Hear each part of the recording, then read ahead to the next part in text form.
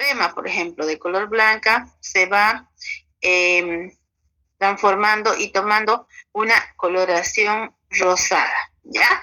Entonces, por la formación de otro compuesto químico ajeno al ketoconazol, que es un principio activo antimicótico, ¿no? Entonces, ¿cuál es nuestro reto de nosotros? Es, en realidad, tener una formulación que cumpla con todos los requisitos y que garantice la estabilidad del principio activo que nosotros estamos manejando. Entonces, en este caso... Doctora, disculpe. Sí. Siguen antioxidantes en el título. ¿Está cambiando de parte? Sí. Ya. Es una introducción que les estoy dando, ¿ya? En este caso, nosotros estamos hablando de un agente que tengo que incorporar un componente. A mi crema de ketoconazol le voy a incorporar un componente más, y ese componente es una materia prima que tiene una función. Y esa función es evitar la oxidación del ketoconazol, ¿ya? Ya nosotros sabemos de que lo que tenemos que hacer antes de nada es estudiar el ketoconazol, ver su ficha técnica, saber en qué concentraciones se prescribe, ¿no? Cuáles son las dosis correctas de uso. Y bueno, al conocer las características, nosotros también vamos a saber que es un activo totalmente inestable y que en contacto con la luz se oxida, ¿ya? Entonces, también tenemos que saber cómo es el activo. ¿Es liposoluble? ¿Es hidrosoluble? Es decir, ¿es soluble en alcohol?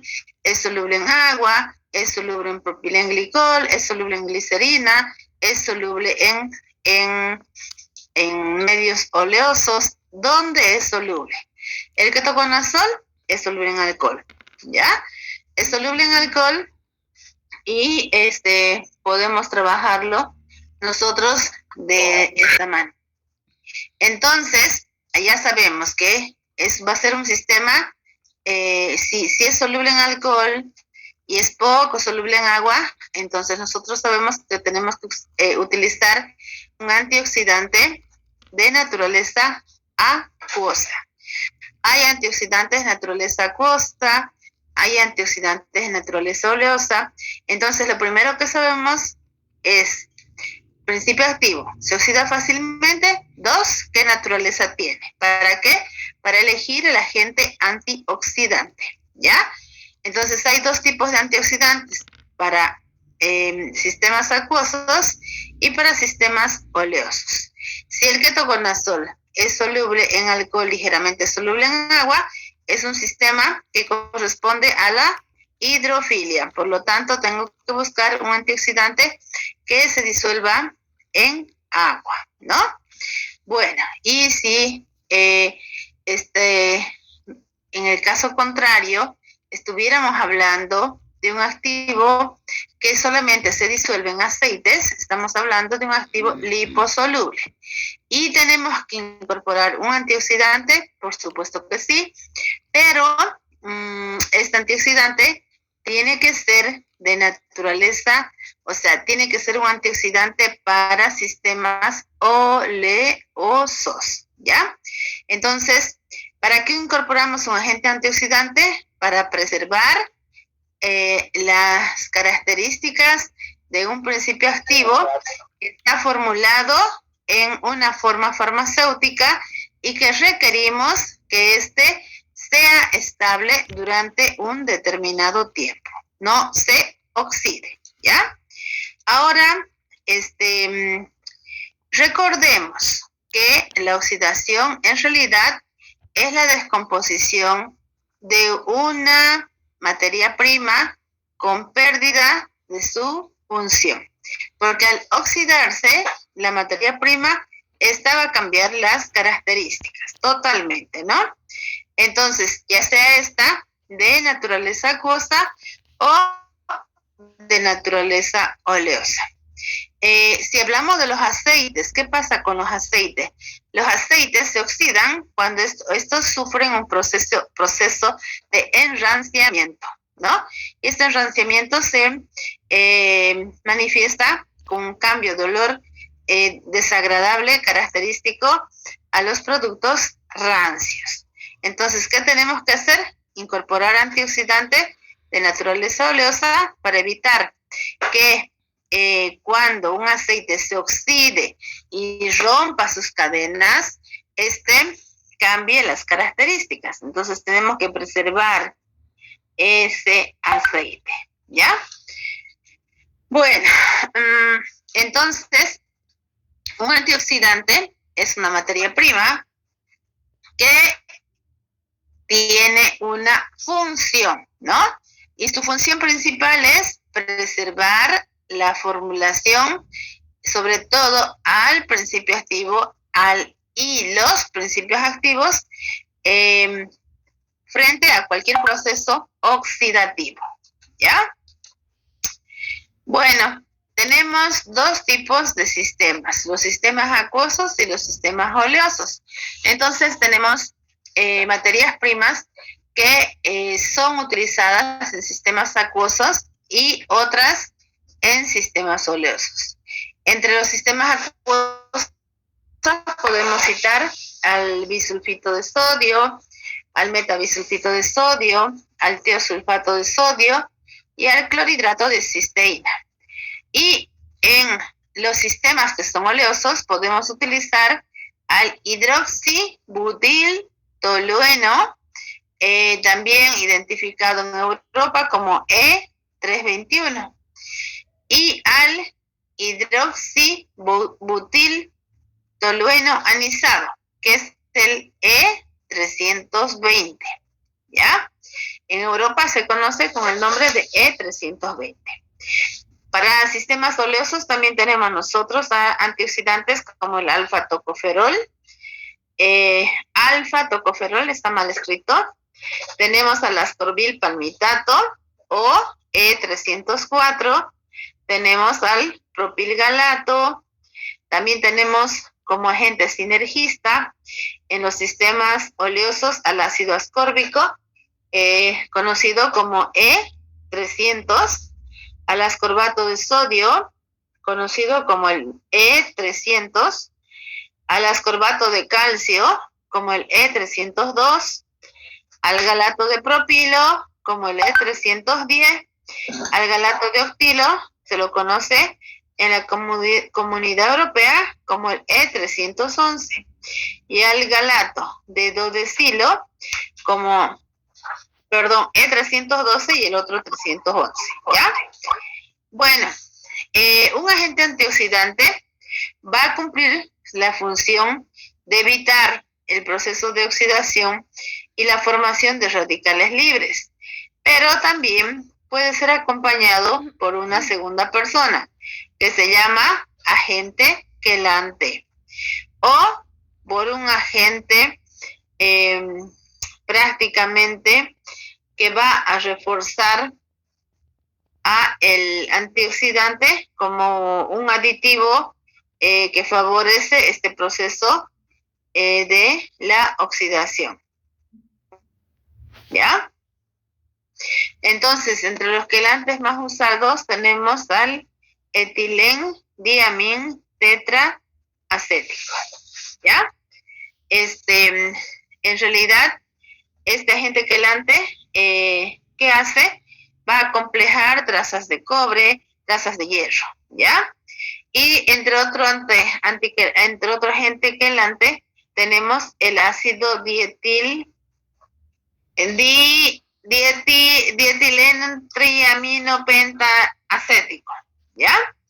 Estos dos compuestos se pueden utilizar, pero debe analizarse también de que estos sean compatibles con el principio activo, con los excipientes, ¿no? Y sobre todo, también verificar la cantidad correcta. El EDTA se utiliza en concentraciones del 0.1%, ¿ya? ¿Estos qué hacen? ¿Qué función tienen? Inactivan iones metálicos entre pHs de 3 a 12, ¿ya? Entonces, los agentes quelantes que hacen inactivan iones. Ahora, si nosotros hablamos de la materia prima grasa, los aceites, ya sea de origen animal o de origen vegetal, estos cuando están mal almacenados, sufren procesos de enranciamiento. ¿Y cuando se enrancian? Cuando se rompen sus cadenas. ¿Y cuántos tipos de oxidación hay? A ver, ¿pueden recordar ustedes? Han llevado eso en química orgánica, ¿no? Pero, sin embargo, vamos a recordar que la rancidez origina una descomposición parcial al aceite que ha sido oxidado, o el aceite que ha sido oxidado, ¿ya?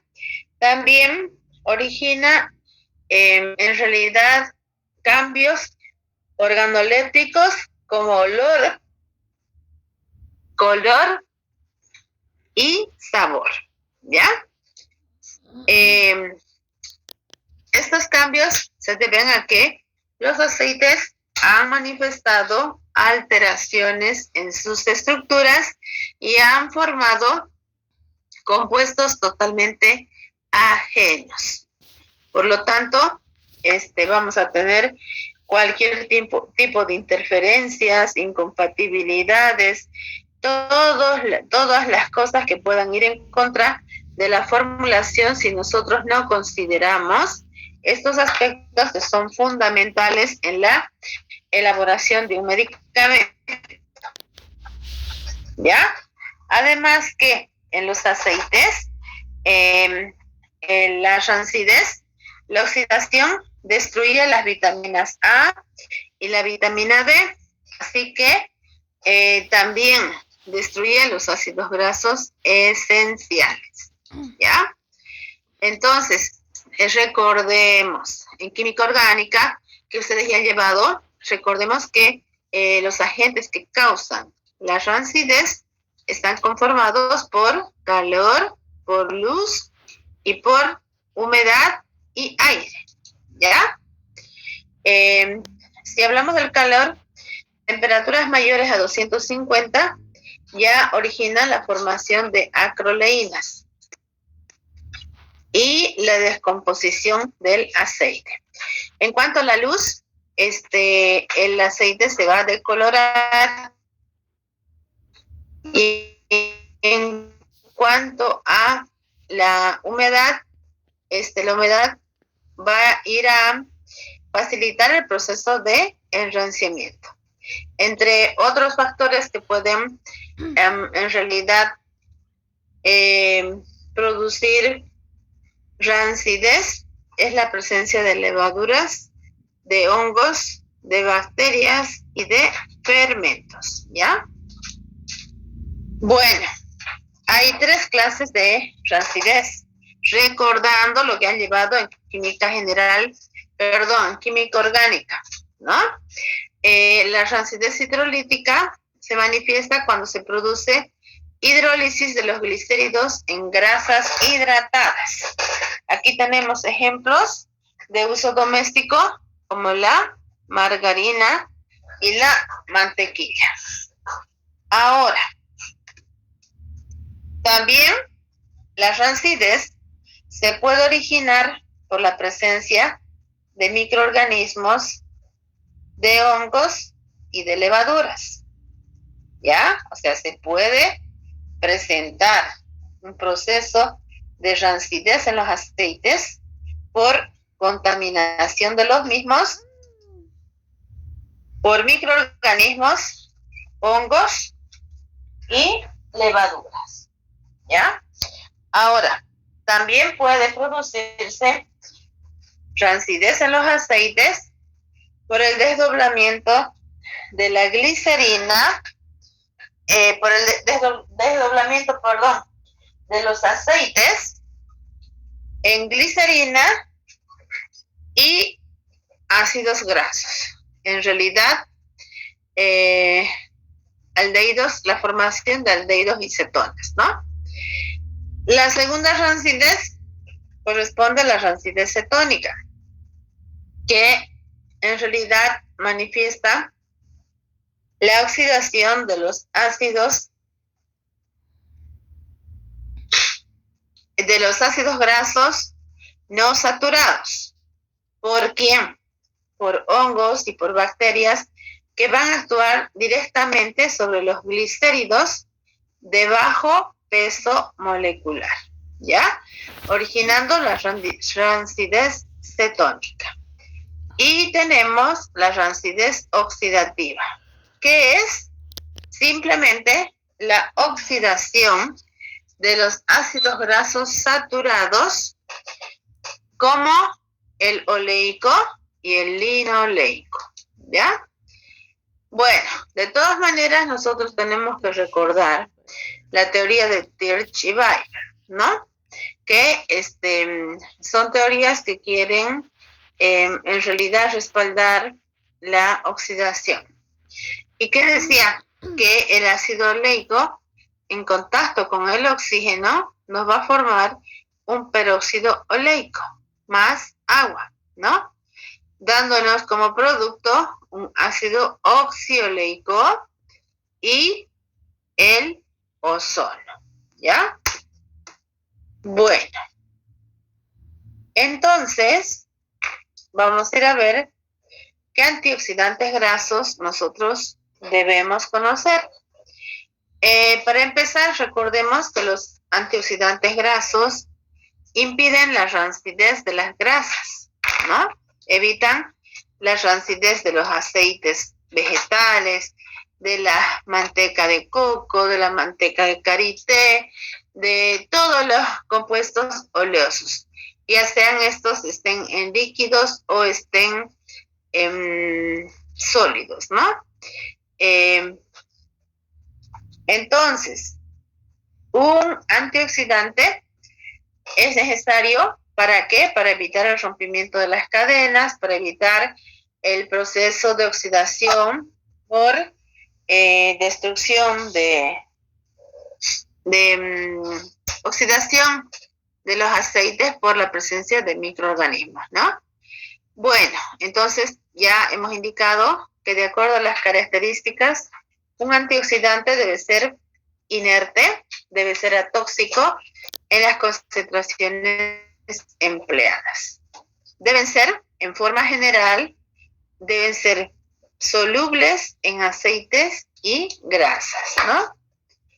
Y eficaces en pequeñas proporciones.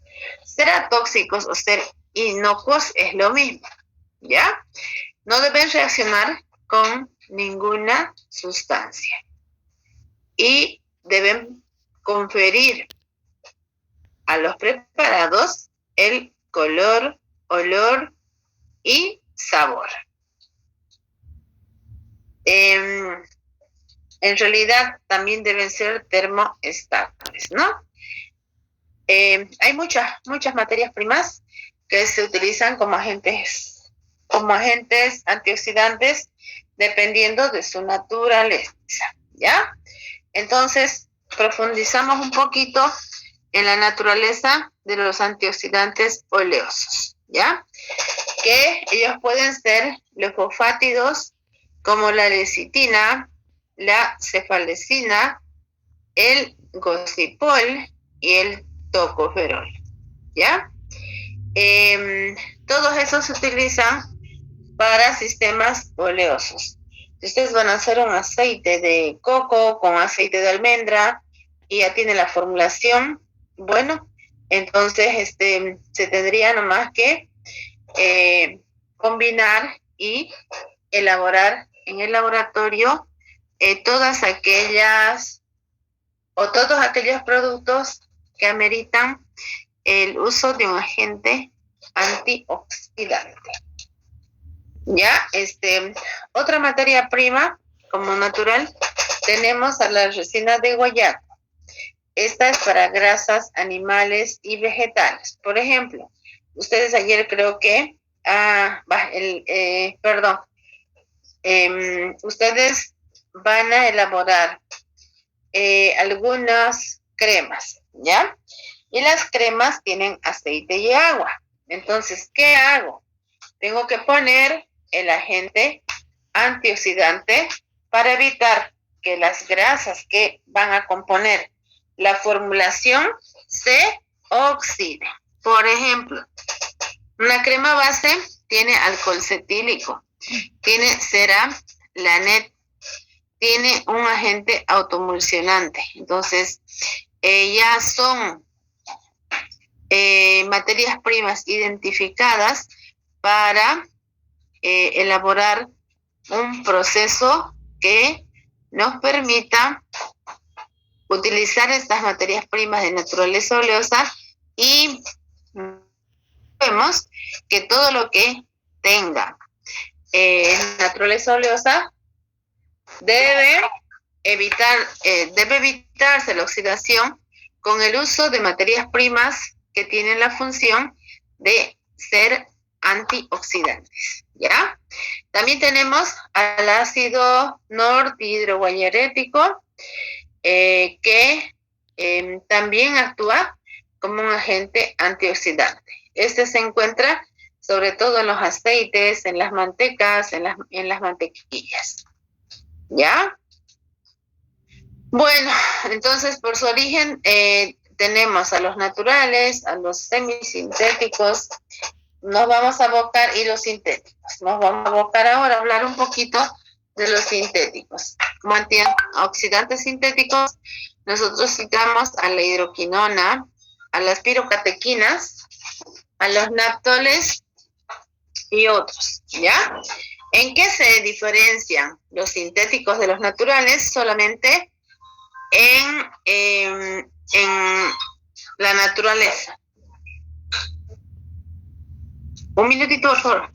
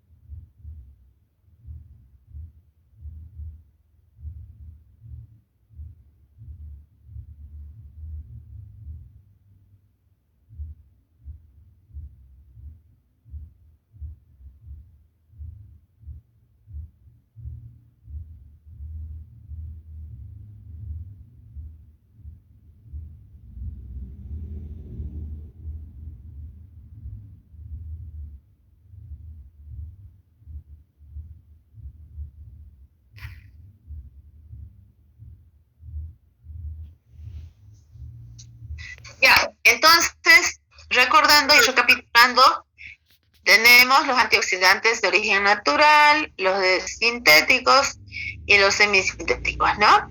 Los sintéticos, entre los sintéticos tenemos la hidroquinona. La hidroquinona también es una materia prima que se utiliza para el tratamiento de los melasmas. Los melasmas son las manchas en la cara, ¿ya?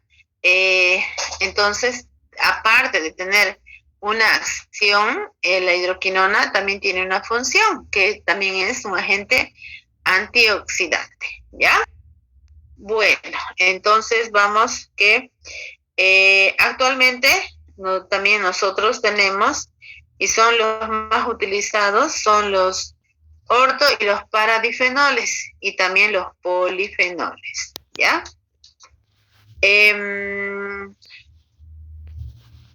Por su composición química, nosotros podemos citar a los antioxidantes fenólicos, como aquí entran el HBT y el HBA. El HBA es para grasas y se llama hidroxianisol butilado. Las concentraciones que se utilizan es del 0.005 al 0.01%, ¿ya? Luego tenemos mezclas. Podemos utilizar mezclas o mixer, y ya ustedes saben que es un mix. Mezclas como por ejemplo el HBA un 20%, el galato de propilo 6%, ácido cítrico 4%, propilenglicol 70%, ¿no? Esas son mezclas, mix, ¿ya? Las concentraciones permitidas de los mix está entre el 0.025%. Ahora, me van a preguntar a mí, ¿y por qué nos da tantos números? ¿Tienen que aprenderse? Por supuesto que sí. Cuando nosotros empezamos a hacer multiplicaciones, divisiones, tenemos que aprender la tabla de multiplicar, ¿no es cierto? Y nosotros aquí para formular medicamentos tenemos que conocer cuáles son los componentes, qué componentes podemos utilizar, qué naturaleza tienen y cuáles son las concentraciones permitidas, ¿ya? Y tenemos al HBT o HTB, que es el hidroxitolueno butilado. Este se utiliza en concentraciones del 0.03 al 0.15%. ¿Y para qué se utiliza? Para aquellas ceras, parafinas, papel parafinado, aceites, alcohol cetílico, alcohol esteárico, lanolina, todos aquellas materias primas de naturaleza oleosa, ya sea líquidas o semisólidas, ¿ya? También podemos utilizar mezclas de HBT con HBA. Frecuentemente se pueden ocupar estas dos, ¿ya? Bueno, a ver, voy a borrar.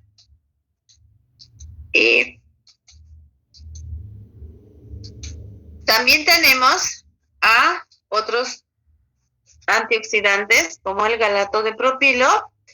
Se utiliza en aceites y en grasas en concentraciones del 0.005 hasta el 0.15, ¿no? Tenemos también algunas vitaminas como las oleosas, como la vitamina E. La vitamina E también tiene propiedades antioxidantes, pero antioxidantes en el organismo cuando ya se la consume. Sin embargo, para poder consumirla y para que esté estable, hay que hacer uso de los agentes antioxidantes para que esta vitamina E no se oxide, ¿ya? El inconveniente de es que tiene trazas de hierro y eso le da un color ligeramente naranjita. O sea, siempre cambia el color. Si yo tengo, por ejemplo, una solución de hormonas que es incolora y le incorporo en realidad el galato de propilo, puede cambiar su color. Ya no va a ser incoloro, sino va a tener una ligera coloración, ¿ya? ¿Por qué? Porque tiene trazas de hierro. Ese es el inconveniente. El alfa-tocoferol también se lo utiliza como agente antioxidante en concentraciones del 0.05 al 2%, ¿ya? Y entre los no fenólicos, los antioxidantes no fenólicos, tenemos al ácido ascórbico, al palmitato de ascorbilo, en concentraciones del 0.01 al 0.02. Normalmente, el ácido cítrico, el ácido ascórbico son llamados agentes sinergistas de los antioxidantes. Entonces, ¿qué hacen ellos? Ellos van y se paran como soldados al frente y son ellos los primeros que son atacados. Si vencen a los sinergistas, recién pasan los agentes antioxidantes a atacar y evitar el proceso de oxidación. Es decir, que los antioxidantes siempre van a estar protegidos de los agentes sinergistas, ¿ya? Bueno, también tenemos a los ésteres ascórbicos para aceites vegetales, al citrato de monoisopropilo, ¿ya? Ahora, todos estos conservantes de naturaleza oleosa pueden aplicarse de diferentes formas, por solución o por adición. Si yo tengo un tambor de 100 litros de aceite de almendra, puedo tomar 1 litro, calcular, mezclar, disolver, y luego este litro tengo que incorporar al tambor de los 99 litros, ¿no? Incorporo y tengo que agitar. Tengo que garantizar que haya una mezcla totalmente homogénea. Es la forma en la que yo voy a poder prácticamente incorporar el antioxidante a los 100 litros, ¿ya? Por adición es cuando directamente se pesa la cantidad del antioxidante y se incorpora directamente al turril, digamos, a la barrica, ¿no? Otra forma es que yo disuelva el antioxidante y lo vaya atomizando en la superficie hasta terminar, ¿ya? La pulverización en realidad es un método bien sencillo. Y luego tenemos a la inmersión, ¿no? O sea, la inmersión en realidad es otra forma de dejar que el antioxidante pesamos, lo sumergimos y dejamos que el antioxidante vaya distribuyéndose poco a poco, pero sí es necesario siempre hacer el proceso de agitación, ¿ya? Ahora vamos a entrar con un poquito más de detalle a los antioxidantes de naturaleza acuosa. Aquí tenemos, estos podemos incorporar a las cremas, a los shampoos, ¿no? Son antioxidantes de naturaleza acuosa. ¿Y cuáles son los que yo voy a seleccionar? O lo que la literatura bibliográfica me dice: ácido ascórbico en concentraciones del 0.05 al 3%, tiene una solubilidad de 1 gramo en 3 ml de agua. El metabisulfito de sodio en concentraciones del 0.1%, 1 gramo por cada 4 ml. Tenemos el metabisulfito, el tiosulfato, ¿no? El tiosulfato pentahidratado, que se utiliza en concentraciones del 0.05%, y una vez preparado se utiliza 1 gramo para cada 0.5 ml de agua. En realidad el rendimiento es muy, pero muy bajo, ¿no es cierto? Más hecho 1 gramo de antioxidante en 0.5 de agua, ¿no? y disuelvo y luego incorporo. Como también yo puedo utilizar en un morterito, coloco un ml de agua y le ligo, ¿no? Entonces, después de lerigar, voy a ir incorporando los 100 gramos de la crema. Bueno, este es el tema de antioxidantes. Es un tema bien bonito y bien corto. Si este tema no